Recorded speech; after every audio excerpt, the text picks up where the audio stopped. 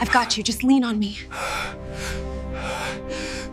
Breathe slowly, okay? Sophia Okon had made exactly 3 stupid decisions in her 26 years of living in Seoul, and stopping in that alley at 2 in the morning was definitely about to become the 4th. She'd only cut through this shortcut because the subway had closed early for maintenance, and her feet were killing her after a double shift at the hotel where she worked as a concierge. That's when she saw him. At first, she thought he was just another drunk businessman who'd stumbled out of a hostess bar and passed out in the wrong place. Seoul had plenty of those. But then she saw the blood, dark and spreading across the wet pavement in a pool so thick it looked black under the flickering lights. Her nursing school training kicked in before her common sense could stop her. She dropped her bag and ran to him, her hands already reaching for her phone to call emergency services. Welcome to K-fairytales stories, besties. Please like, share, and subscribe. He was lying on his side, one arm pressed against his ribs, where blood seeped through an expensive suit that probably cost more than her monthly rent. His face was turned away from her, but she could see the sharp line of his jaw, the way his black hair fell across his forehead, damp with rain or sweat or both.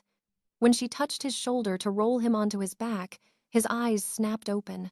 They were dark, so dark they looked like they could swallow light whole. And they were looking directly at her with an intensity that made her breath catch, despite the fact that he was clearly dying. His lips moved, forming words she had to lean close to hear. "Run," he whispered. Just that one word, but it carried the weight of a command, a warning, a plea, all at once. Then his eyes rolled back, and he was unconscious again. Sophia's hands were shaking as she pressed her scarf against the wound in his side. It was a gunshot, she realized with growing horror. The entry wound was small and neat, but she couldn't tell if the bullet had gone through or was still lodged inside. She needed to stop the bleeding. She needed to get him to a hospital. She needed to do something other than kneel in a dirty alley with a stranger's blood soaking into her clothes. She pulled out her phone, but before she could dial, a hand grabbed her wrist. His hand. He was conscious again, barely, and his grip was surprisingly strong for someone who'd lost this much blood. "No hospital," he managed to say. "No police. You'll die," Sophia argued, trying to pull free. "I need to call someone." "Already called," he said. His eyes focused on her face with an effort that made his jaw clench. "They're coming. You need to go. Now." But Sophia had been raised by a mother who'd worked as a village nurse in Nigeria before moving to Korea. And that mother had taught her that you didn't leave someone bleeding in an alley, no matter who they were or what they'd done. She pressed harder on the wound, feeling his blood warm and wet against her palms. "I'm not leaving you," she said firmly. "So stop trying to be noble and let me help." Something flickered in his eyes. Surprise, maybe, or respect, or just the delirium of blood loss. He stopped fighting her and let his head fall back against the concrete, his breathing shallow and labored. Sophia worked quickly. She used her scarf to pack the wound, then tore strips from her shirt to bind it tight against his ribs.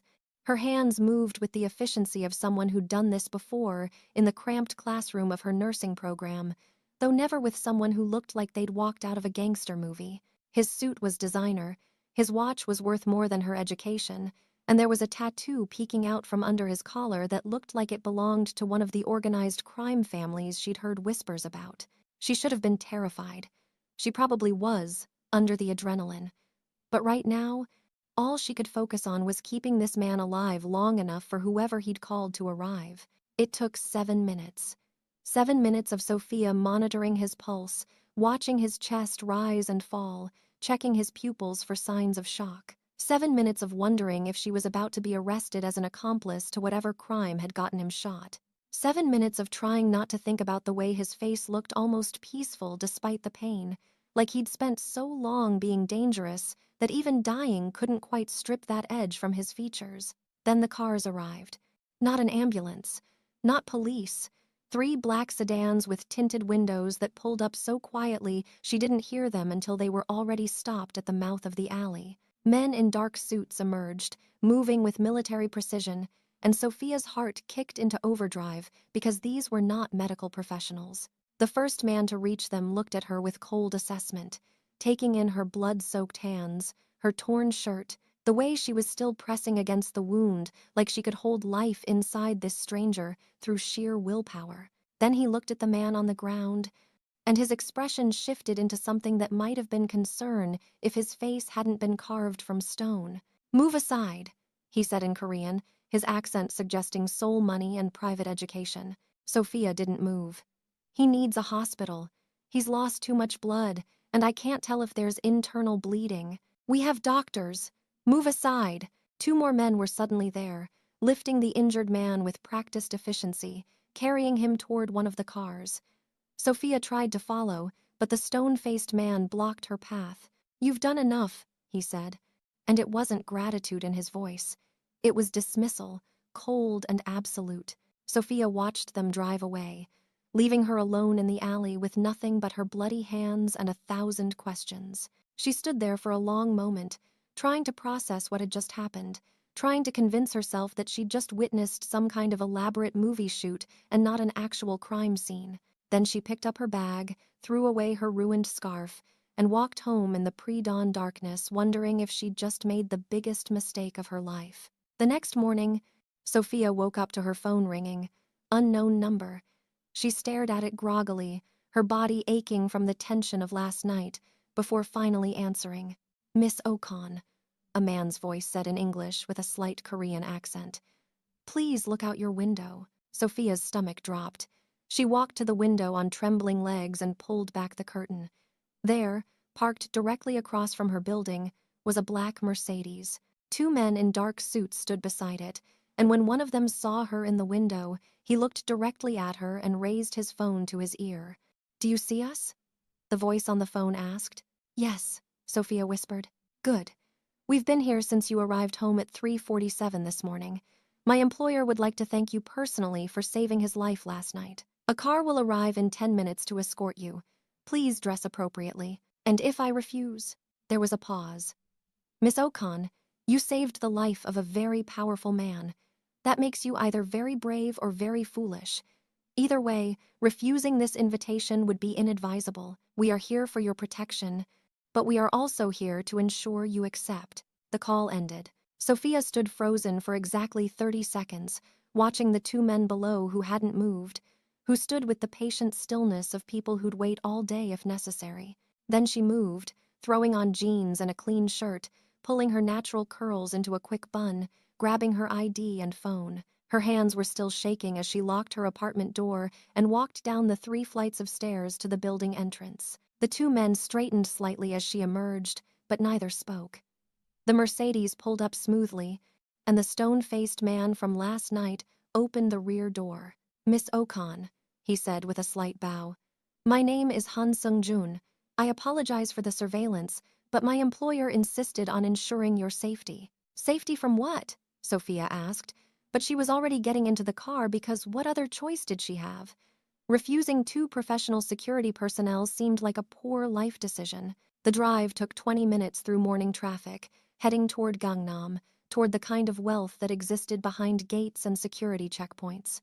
They pulled up to a building that looked like it cost more than her entire neighborhood, all glass and steel and money. Han Sung-jun led her through a private entrance into an elevator that required a keycard and a fingerprint scan, up to the top floor where the doors opened directly into a penthouse that took her breath away. Floor-to-ceiling windows overlooked the entire city. The furniture was minimalist and expensive, art on the walls that probably belonged in museums. And standing by the windows, looking out at Seoul like he owned every building in sight, was the man from the alley. He'd changed clothes, now wearing a simple black shirt and slacks, but Sophia could see the bandage visible beneath the fabric, could see the way he held himself carefully to avoid putting pressure on his injured side. When he turned to face her, she saw that his eyes were just as dark as she remembered, just as intense, but now fully alert and focused entirely on her. "Miss Ocon," he said, and his voice was deeper than it had been last night, steadier. "Thank you for coming. I didn't really have a choice," Sophia pointed out. His lips curved slightly, not quite a smile. "No, I suppose you didn't. Please, sit." Sophia sat on the edge of a leather sofa that probably cost more than her car, keeping her back straight, her hands folded in her lap. Every instinct told her this man was dangerous, that she should be terrified. But underneath the fear was something else, curiosity, and a strange awareness of how he moved, how he looked at her, how the sunlight caught in his dark hair. "My name is Kang Minho," he said, walking slowly toward her. "And I owe you my life." The name meant nothing to Sophia, but she saw Han Sung-joon stiffen slightly behind her, saw the way the posture of everyone in the room shifted imperceptibly. This was someone important, someone powerful, someone very, very dangerous. "You don't owe me anything," Sophia said carefully. "Anyone would have stopped to help." "No," Kang Minho said, sitting down across from her with visible effort. "They wouldn't have. 7 people walked past me last night before you arrived. I counted them. 7 people who saw a dying man and decided their evening was more important than my life." "You told me to run," Sophia reminded him. "You tried to warn me away, because staying there put you in danger. The men who shot me were still in the area. They could have come back to finish the job." His eyes held hers, dark and burning with something she couldn't name. "But you stayed anyway. Why?" Sophia thought about that, about her mother's training, about the oath she'd taken when she started nursing school, about the simple fact that she couldn't walk away from someone bleeding in an alley, even if every logical part of her brain screamed that she should. "Because it was the right thing to do," she said finally. Kang Minho leaned back slowly, studying her like she was a puzzle he needed to solve. "The right thing to do." Such a simple answer. But I think it's more than that. I think you stopped because you saw someone in pain and your instinct was to heal, not to calculate risk versus reward. That makes you either very brave or very foolish. "Maybe both," Sophia said. This time he did smile, just a little. "Yes, maybe both." He gestured to Han Sung-joon, who stepped forward with a briefcase. "I'd like to compensate you for what you did. Name a figure." Sophia blinked. "I don't want money. Everyone wants money. I want to know why someone shot you. I want to know why you had men watching my apartment all night. I want to know what I've gotten myself into by helping you." Kang Minho's expression shifted, something like approval flickering across his features. "Direct. I appreciate that." He nodded to Han Sung-joon, who set the briefcase down and left the room, taking the other guards with him. When they were alone, Kang Minho leaned forward slightly. "I run a security consulting firm," he said. "We provide protection services to high-profile clients. Sometimes those clients have enemies. Last night, one of those enemies decided to send a message by putting a bullet in me." "Security consulting," Sophia repeated, not believing a word of it. "Right. And the men watching my building are here to ensure that message doesn't get sent again, and to protect you, since you're now connected to me." His voice dropped lower. "The people who want me dead don't discriminate about collateral damage. By saving my life, you painted a target on your own back. I can't undo that, but I can keep you safe." Sophia's stomach dropped. "You're saying I'm in danger because I stopped to help you?" "Yes."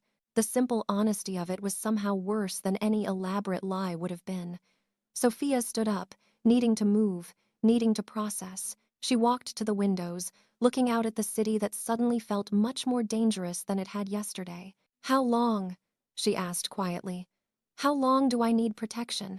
"Until I eliminate the threat. Could be days, could be weeks. And in the meantime, what? I just pretend having security following me everywhere is normal?" Kang Minho stood as well, moving to stand beside her at the window. "No. In the meantime, you move in here." Sophia whipped around to face him. "Absolutely not. It's not a request." His voice was calm but absolute. "This building has security that your apartment doesn't. You'll be safer here until the situation is resolved. I have a job. I have a life. I can't just... Your job will be told you're taking emergency leave. Your bills will be paid. Your life will be waiting for you when this is over." He turned to face her fully, and suddenly they were standing so close she could see the faint scar on his jawline, could smell the expensive cologne mixing with something darker underneath. "But for now, your life is here, with me." His words sent a shiver through her that had nothing to do with fear. There was something in the way he looked at her, something possessive and protective all at once, like she'd become his responsibility the moment she'd touched him in that alley. "This is insane," Sophia whispered. Yes, Kang Minho agreed. But you're alive, and as long as you're under my protection, you'll stay that way. I promise you that. Sophia wanted to argue, wanted to march out of this penthouse and back to her normal life where the most dangerous thing she dealt with was rude hotel guests. But she saw the truth in his eyes, saw that he wasn't exaggerating the danger, saw that refusing his protection would be the real insanity. How did this become my life? She asked, more to herself than to him. You made a choice last night, Kang Minho said quietly. To save someone who probably didn't deserve saving. Now I'm making a choice. To keep you safe no matter what it costs me. That's how this became your life. Later that evening, after Sophia had been shown to a guest room that was bigger than her entire apartment, after she'd unpacked the few belongings Han Sung-jun had retrieved from her place, after she'd called her mother in Nigeria and lied about taking a last-minute vacation, she stood in the bathroom and finally let herself cry. Not from fear, though that was part of it, not from anger, though that was there too, but from the overwhelming realization that her life had irrevocably changed in the span of 24 hours, and she had no idea what came next. A soft knock on the door made her wipe her face quickly. Yes? Miss Okon, dinner is ready. Han Sung-jun's voice was carefully neutral. Mr. Kang requests your presence. Requests. Right, as if she could refuse. Sophia washed her face, changed into clean clothes, and made her way to the dining room where she found Kang Min-ho already seated at a table set for two. He'd changed as well, now wearing a dark blue shirt that made his eyes look even darker if that was possible. When she entered, he stood slowly, and she realized with a start that he was observing the kind of formal courtesy her mother had taught her meant something in Korean culture. Thank you for joining me, he said as he pulled out her chair. Did I have a choice? Sophia asked, but without heat. Always. He sat across from her and she saw him wince slightly. You always have a choice, Miss Okon, even when the options aren't ideal. Dinner was quiet at first. The food was incredible, prepared by a private chef who appeared and disappeared like a ghost. Sophia ate slowly, watching Kang Min-ho over the rim of her wine glass, trying to understand this man who'd gone from dying in an alley to hosting her for dinner like they were on some bizarre first date. Why are you really doing this? She asked finally. The truth. Kang Min-ho set down his chopsticks carefully. Because 7 people walked past me, and you stopped. Because you didn't ask who I was or what I'd done to deserve being shot. Because you looked at a stranger bleeding in an alley and decided his life was worth saving. He paused. And because when I opened my eyes and saw you there, with your hands trying to hold my life inside me, I felt something I haven't felt in 15 years. What? Sophia asked, her voice barely a whisper. Hope. The word hung between them like something fragile and dangerous. Sophia set down her own chopsticks, her appetite forgotten. I'm not your hope, she said carefully. I'm just someone who made a split-second decision that happened to save your life. Maybe. Or maybe fate put you in that alley for a reason. Kang Min-ho stood, moving to the windows again, his silhouette dark against the lights of Seoul. I don't believe in accidents, Miss Okon. I believe everything happens for a purpose. And I think you were meant to find me.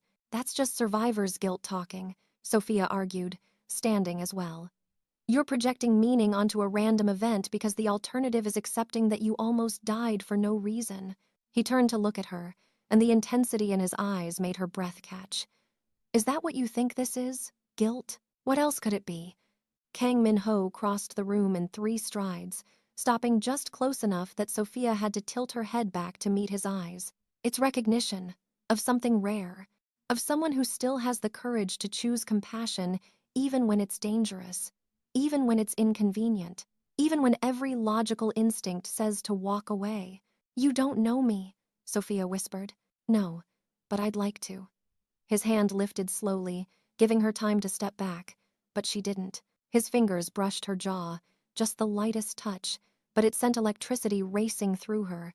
Stay here, let me keep you safe. Let me understand why saving my life felt like the beginning of something instead of the end. Sophia should have stepped back. Should have maintained the professional distance between a man whose life she'd saved and her own carefully controlled world. But standing there with his hand warm against her skin, looking into eyes that held something dark and magnetic and impossibly intense. She found herself nodding. "Okay," she whispered.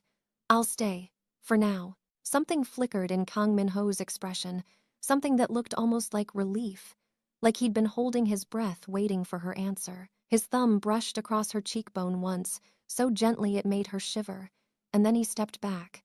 "Thank you," he said quietly. "I'll have Han Sung-jun arrange everything you need. And Miss Okan?" "Yes. Call me Min-ho. We're past formalities now, I think." That night, lying in a bed that felt like sleeping on a cloud, Sophia stared at the ceiling and wondered what she'd just agreed to. Protection, yes, but there was something else in the way Min-ho had looked at her, something that suggested this arrangement was going to become far more complicated than simple security measures. Her phone buzzed with a text from an unknown number. "Sleep well, Miss Okan. Tomorrow we begin making sure you can return to your life safely. I promise you that much, at least." Sophia stared at the message, at the careful formality of it, at the promise implicit in every word. She should have been terrified. She probably was, under the strange warmth spreading through her chest. Instead, she typed back a simple response. "Sophia. If we're past formalities, call me Sophia." The reply came almost immediately. "Sophia. It suits you.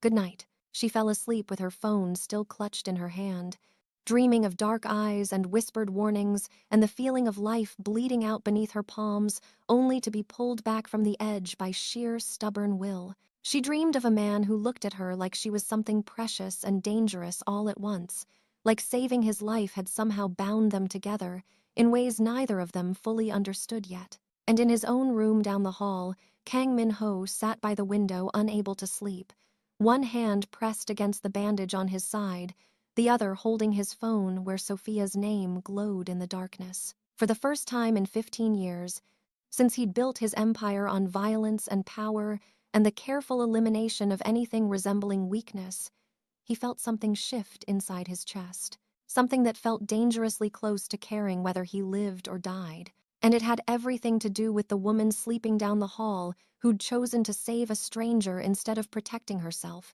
who'd looked at a dying crime lord and seen only someone who needed help. He'd told her 7 people had walked past him. That was true. What he hadn't told her was that he'd been conscious for all of them, had watched each person see him and make the calculation that his life wasn't worth the inconvenience, had felt himself slipping toward darkness with the bitter knowledge that this was how it ended, alone and unmourned in a dirty alley because he'd finally made an enemy he couldn't anticipate. Then Sophia had appeared, and everything changed. The next morning, Sophia woke to find a complete wardrobe in her closet that definitely hadn't been there the night before. Designer clothes in exactly her size, shoes that looked like they cost more than her monthly salary, accessories that gleamed with the kind of quiet wealth that didn't need to announce itself.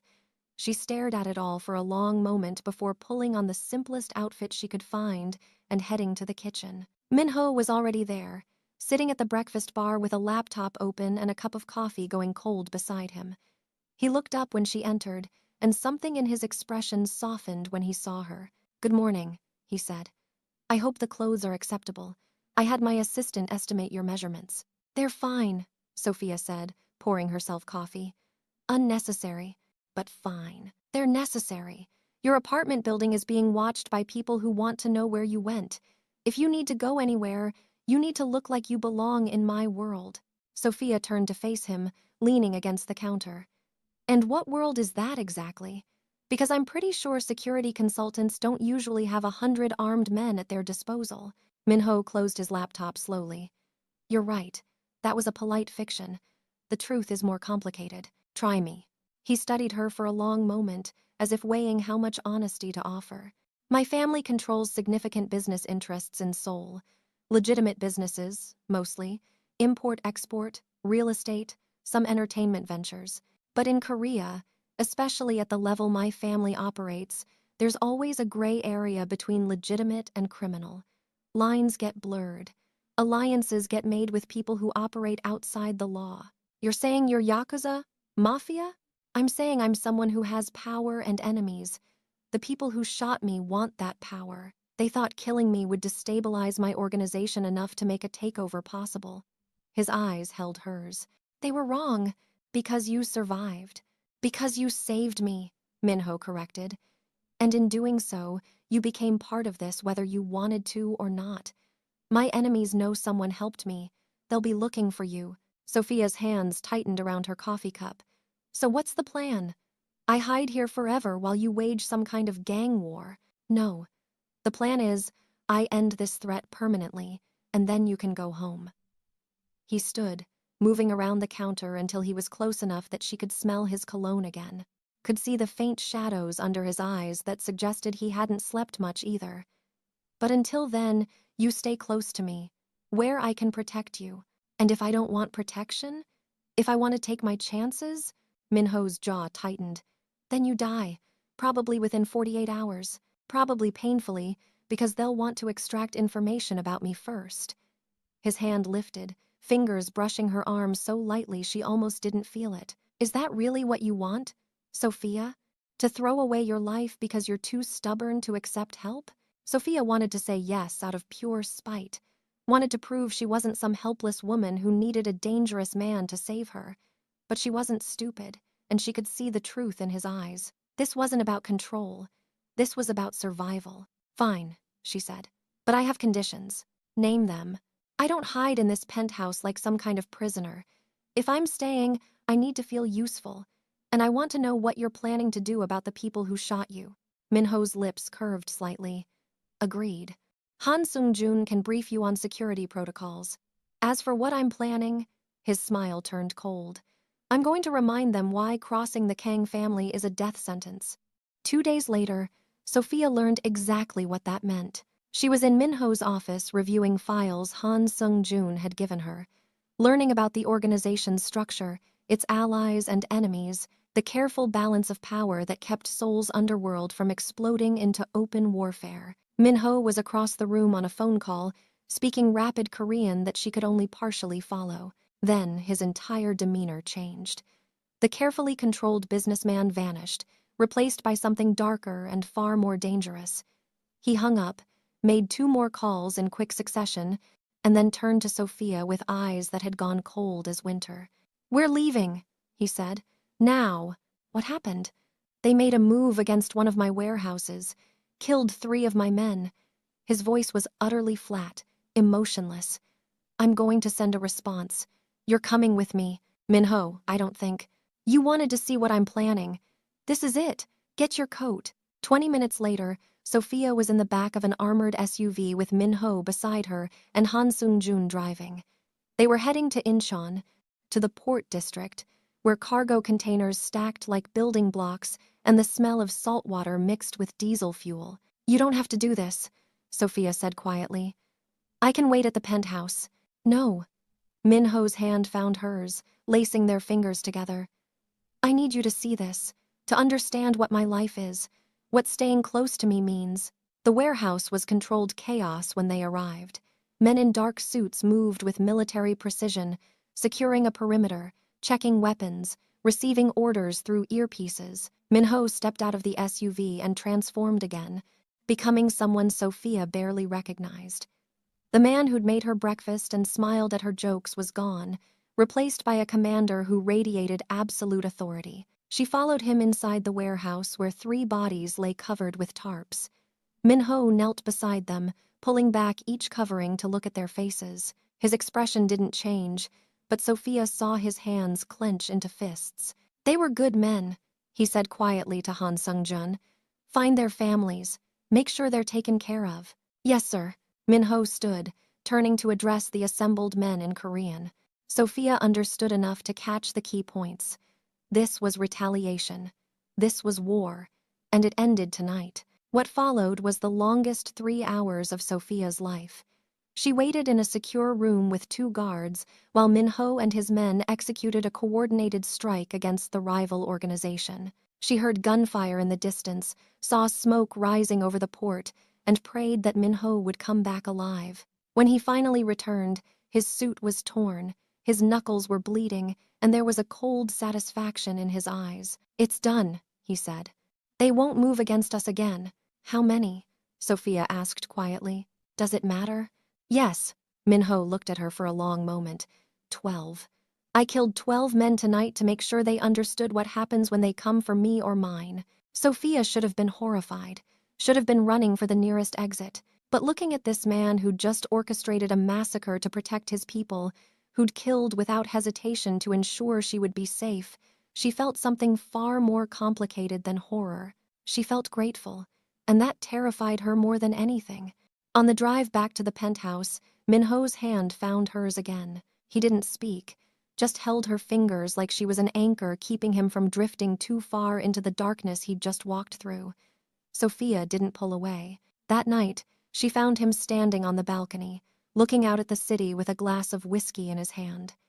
She joined him silently, wrapping her arms around herself against the cold night air. You're not going to ask if I regret it? Minho said without looking at her. Would you? No. They made their choice when they came after my people, when they put you in danger. He finally turned to face her. But I need you to understand something, Sophia. This is who I am. I'm not a good man. I'm not someone who solves problems with negotiation and compromise. I protect what's mine with violence when necessary, and I don't apologize for that. I know, Sophia said quietly. I saw that tonight, and you're still here. Where else would I go? She stepped closer, looking up at him. You were right about one thing. The moment I stopped in that alley, my life changed. I can't go back to pretending the world is safe and simple. Not after seeing your world. Minho set down his glass, both hands coming up to frame her face. I didn't want this for you. Didn't want you to see the violence, to be touched by the darkness, but you're here anyway, and I find myself grateful for that even though I shouldn't be. Why? Sophia whispered. Because you make me want to be better than I am. Because when I look at you, I remember what it feels like to have something worth protecting beyond just power and territory. His thumb brushed across her cheek. Because you saved my life, and now I can't imagine living it without you in it. The confession hung between them, raw and honest and terrifying. Sophia's heart hammered against her ribs as she processed his words, understood what he was really saying beneath the careful control. Minho. He kissed her, gently at first, giving her time to pull away, but when she leaned into him instead, when her hands fisted in his shirt and pulled him closer, the gentleness turned into something desperate and consuming. He kissed her like she was oxygen and he'd been drowning, like the violence of the night had left him starving for something soft and good and real. Sophia kissed him back with everything she'd been holding inside since that first moment in the alley. The fear and the attraction and the confusing tangle of emotions that came from saving someone's life and then having them turn your entire world upside down. When they finally broke apart, both breathing hard, Minho rested his forehead against hers. This is insane, Sophia whispered. Yes, you're dangerous and violent and exactly the kind of man I should run from. I know, but I don't want to run. Minho pulled back slightly, searching her eyes. What do you want? Sophia took a shaky breath. I want to understand this. Whatever this is between us, I want to know if it's real or just adrenaline and proximity. It's real, Minho said with absolute certainty. It's been real since the moment you chose to save me instead of protecting yourself. Since the moment you looked at a dying stranger and decided he was worth your time, your compassion, your courage. His hands tightened on her waist. I've never met anyone like you, Sophia, and I'm selfish enough to want to keep you even though you deserve better. Maybe I get to decide what I deserve, Sophia said. Then what do you decide? She pulled him down for another kiss, answering him in the only way that made sense. The kiss deepened, turning hungry and heated, and when Minho's hands slid down her back, pulling her flush against him, Sophia felt the world tilt on its axis. They barely made it to his bedroom. What happened next was wrapped in darkness and desperate touches, and the kind of intensity that came from two people who'd seen death and chosen life instead. Minho worshipped her body like she was precious and fragile, despite the strength he knew she carried. Sophia explored the scars on his skin, the places where violence had left its mark, and found beauty in his brokenness. When it was over, when they lay tangled together in sheets that smelled like his expensive cologne and her floral shampoo, Minho pulled her close and pressed a kiss to her temple. Stay, he whispered. Not because I'm keeping you safe. Stay because you want to. Sophia closed her eyes, listening to his heartbeat under her cheek. I'm scared. Of me? Of how much I want to stay. Of what that means. Minho's arms tightened around her. It means you're braver than most people. It means you're willing to take a risk on something that might destroy you. It means... He paused. It means I have something to lose now, and that terrifies me more than any enemy ever has. Sophia tilted her head back to look at him. Then we're both terrified. That seems fair. He smiled, and it transformed his face, made him look younger and almost vulnerable. Stay anyway? Yeah, Sophia whispered. I'll stay. She fell asleep in his arms, safe and warm and completely changed from the woman who'd walked through that alley 3 days ago. And Minho stayed awake long into the night, holding her like she might disappear if he closed his eyes, marveling at how quickly his life had shifted from meaningless violence to something that felt dangerously close to purpose. The next week passed in a strange domestic rhythm that neither of them acknowledged out loud. Sophia started working with Minho's organization, using her medical training to set up better emergency protocols for injured men, creating a network of doctors who could treat gunshot wounds without reporting them. Minho worked on consolidating power, making sure the message from the Port massacre had been received and understood. They had breakfast together every morning. They worked side by side during the day, and every night they found their way back to each other's arms, building something that looked remarkably like a relationship despite the violence and danger surrounding them. But peace never lasted long in Minho's world. The attack came on a Tuesday night. Sophia was in the penthouse kitchen making tea when she heard the first explosion. The lights went out. Emergency generators kicked in, bathing everything in red light. Then Han Sung-jun was there, grabbing her arm. We need to move. Now. Where's Minho? Meeting across town. He's already on his way back. But they're here for you, Miss Okon. They know you're his weakness. Sophia's blood went cold. She let Han Sung-jun pull her toward the secure elevator, but before they could reach it, the door burst open, and men in masks flooded into the penthouse. Han Sung-jun pushed Sophia behind him, his gun appearing in his hand, but there were too many of them. The fight lasted maybe 30 seconds. Han Sung-jun took down 3 men before a taser hit him and he went down. Sophia tried to run, tried to remember the self-defense training she'd received as a nurse, but hands grabbed her from behind. A cloth pressed against her face, chemicals sweet and suffocating. Her vision blurred.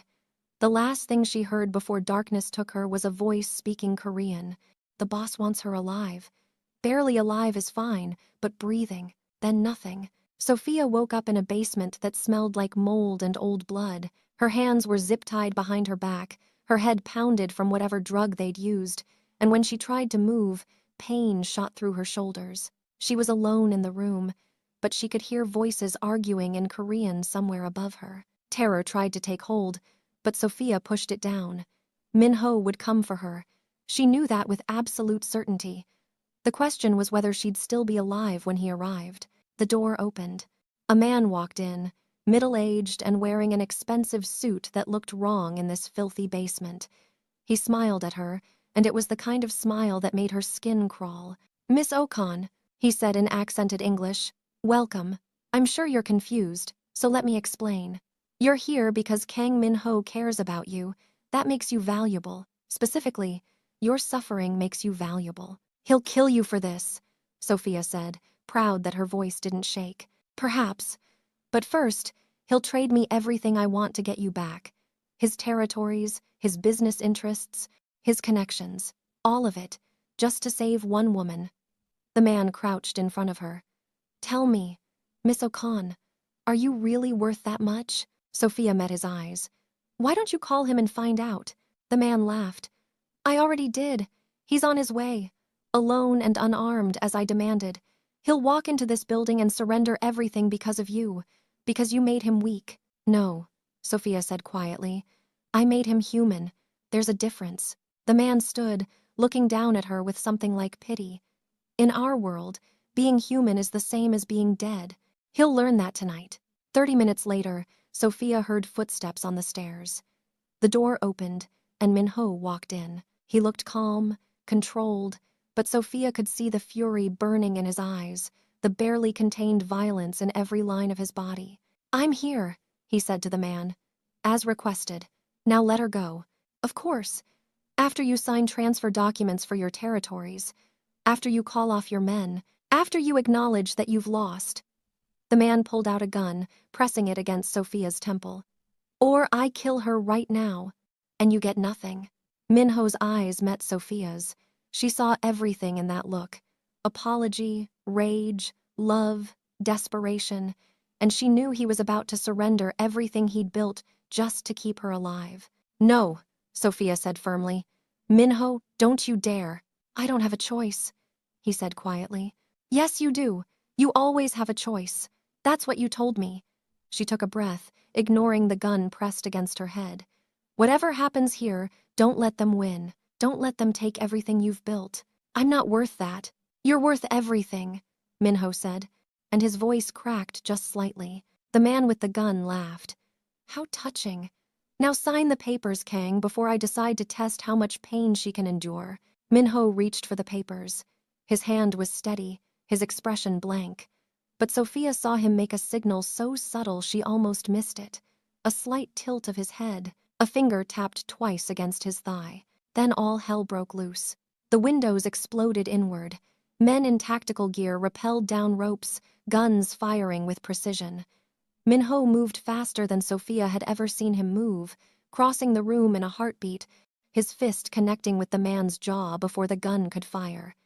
Sophia threw herself sideways as chaos erupted around her. The fight was brutal and efficient. Minho's men had surrounded the building, had been waiting for his signal. Within 60 seconds, every enemy combatant was dead or unconscious. Minho cut Sophia's restraints with a knife that appeared from somewhere, pulling her into his arms so tightly she could barely breathe. "Are you hurt?"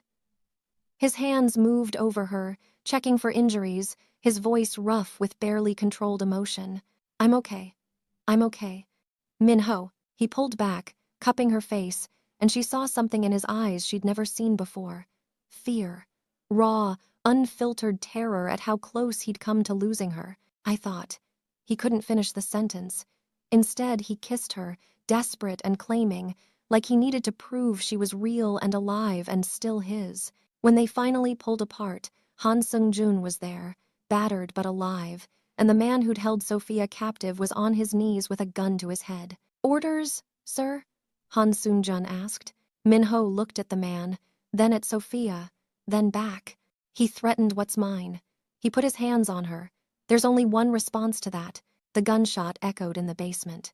Sophia should have flinched, should have been horrified, but all she felt was grim satisfaction and the overwhelming relief that it was over. On the drive back to the penthouse, Minho held her hand like he was afraid she might disappear. His knuckles were split, his suit was ruined, and there was blood, not his, on his collar. But when he looked at her, his eyes were soft. "I failed you," he said quietly. "They got to you because I wasn't careful enough." "You saved me," Sophia corrected. "You came for me. I would have traded everything to get you back. Every territory, every business interest, everything I've built, I would have given it all up without hesitation." "I know. That's why I told you not to." Minho's hand tightened on hers. "Sophia, you need to understand something. I've spent 15 years building an empire on power and fear and careful calculation. I've never cared about anything enough to consider it a weakness. But you..." He paused. "You've become my weakness. And that terrifies me because weak men die in my world." "Then maybe it's time to change your world," Sophia said softly. "What do you mean?" "I mean, maybe having something to protect makes you stronger, not weaker. Maybe caring about someone gives you a reason to survive instead of just existing." She turned to face him fully. "Minho, I don't want to be your weakness. I want to be your strength. Let me be that." He pulled the car over abruptly, turning to her with intensity that stole her breath. "You want to stay in this life, knowing what it means? Knowing you'll always be a target? I want to stay with you, whatever that means." Minho kissed her again, slower this time, pouring everything he couldn't say into the press of his lips against hers. When he pulled back, his forehead rested against hers. "Marry me," he whispered. Sophia's breath caught. "What?" "Marry me. Not because I'm keeping you safe, not because you feel obligated, but because in 3 weeks, you've become the most important thing in my life, and I don't want to spend another day pretending you're just temporary.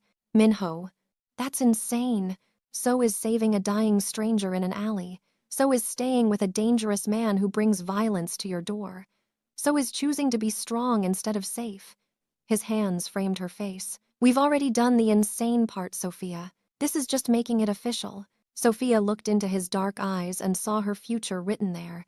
Dangerous and complicated and absolutely certain. She thought about the woman she'd been 3 weeks ago, cautious and controlled, and convinced her life was small but safe. Then she thought about who she'd become, someone brave enough to choose love even when it was wrapped in darkness. Yes, she whispered. Yes, I'll marry you.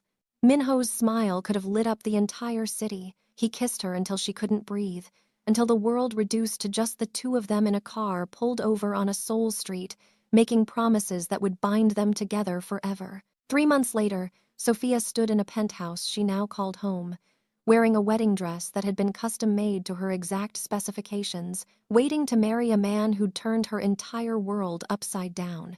The ceremony was small, just close friends and family, but Minho had spared no expense making sure everything was perfect. When she walked toward him, she saw his eyes go dark with emotion. When they exchanged vows, his voice was steady, but his hands shook slightly, and when he kissed her as his wife, Sophia tasted promise and protection and the kind of love that had been forged in violence and survived anyway. The reception was a blend of Korean and Nigerian traditions, a fusion of their two worlds. Sophia's mother had flown in from Nigeria, and despite her initial reservations about her daughter marrying into organized crime, she'd seen the way Minho looked at Sophia and given her blessing. He'll take care of you, her mother had said. Maybe not in ways I would choose, but he'll never let anything hurt you. I can see that. Now, dancing with Minho under lights that turned the penthouse into something magical, Sophia felt complete in a way she'd never experienced before. This man, this dangerous, powerful, impossibly intense man, was hers, and she was his. What are you thinking? Minho asked, pulling her closer. That I'm grateful I walked through that alley, that I'm grateful I didn't listen when you told me to run. So am I. He kissed her temple. Every day, Sophia. Every single day. I'm grateful you chose to save me. We saved each other, Sophia corrected. You just took longer to realize it. 6 months after the wedding, Sophia discovered she was pregnant. Minho's reaction was everything she could have hoped for: joy and terror and fierce protectiveness all rolled into one. He immediately doubled her security, hired the best obstetrician in Seoul, and started preparing a nursery with the same intensity he brought to everything else in his life. You're going to spoil this baby rotten, Sophia said, watching him debate paint colors with an interior designer. Absolutely, Minho agreed without shame. They're going to have everything I didn't growing up. Safety, love, parents who choose them every single day. When their daughter was born on a spring morning, with Seoul blooming outside the hospital windows, Minho held her with such tenderness that Sophia fell in love with him all over again. He looked at their tiny baby girl like she was the most precious thing in existence, like he couldn't quite believe he got to be her father. She has your eyes, Sophia said softly. But your courage, Minho replied. I can already tell. She's going to be strong like her mother. They named her Ji-woo, meaning wisdom and beauty. And as Minho cradled her against his chest, promising her a life of protection and love and every advantage his power could provide, Sophia understood that this was what healing looked like, not the absence of scars, but the choice to build something beautiful despite them. The penthouse became a home. The organization became something they built together. And the man who'd been dying in an alley transformed into someone who laughed freely and loved deeply and protected his family with everything he had. 2 years later, standing on the balcony watching the sun set over Seoul with Minho's arms around her waist and Ji-woo playing at their feet, Sophia thought about that moment in the alley that had changed everything, about the choice she'd made to stop instead of walking past, about how a single moment of compassion had led to a lifetime of love with a man who'd taught her that darkness and light could coexist, that monsters could learn to be human, that saving someone's life could mean losing yourself in the best possible way. Do you regret it? Minho asked, as if reading her thoughts. Everything that happened because you saved me? Sophia turned in his arms, reaching up to pull his face down to hers. Not for a second. Do you? Only that I didn't find you sooner. That we wasted so much time being separate people instead of being this. Then I guess we'll just have to make up for lost time. Minho smiled, that rare, beautiful smile that was only for her, and kissed her as the soul lights began to glow in the darkening evening. Behind them, Jiwoo laughed, and somewhere in the distance, the city continued its endless rhythm of life and death and everything in between. But here, in this moment, in this carefully built sanctuary they'd created together, there was only love and safety and the absolute certainty that they'd found exactly what they needed in each other. The dying man and the woman who refused to let him die, the criminal and the healer, the darkness and the light, bound together in a story that had started with blood in an alley and ended with family and forever. And if sometimes Sophia still dreamed about that night, about the choice she'd made that changed her entire life, she always woke up to find Minho beside her, his hand reaching for hers even in sleep, and knew she'd make the same choice 1,000 times over. Because some people were worth saving, and some love was worth risking everything for. This was both. Thanks for staying with us till the end, besties. If you loved Sophia and Minho's story, smash that like button, drop a comment telling us your favorite moment, and subscribe for more dark romance stories that will keep your heart racing. Share this with someone who loves enemies to lovers, forced proximity, and powerful men who fall hard. We'll see you in the next story.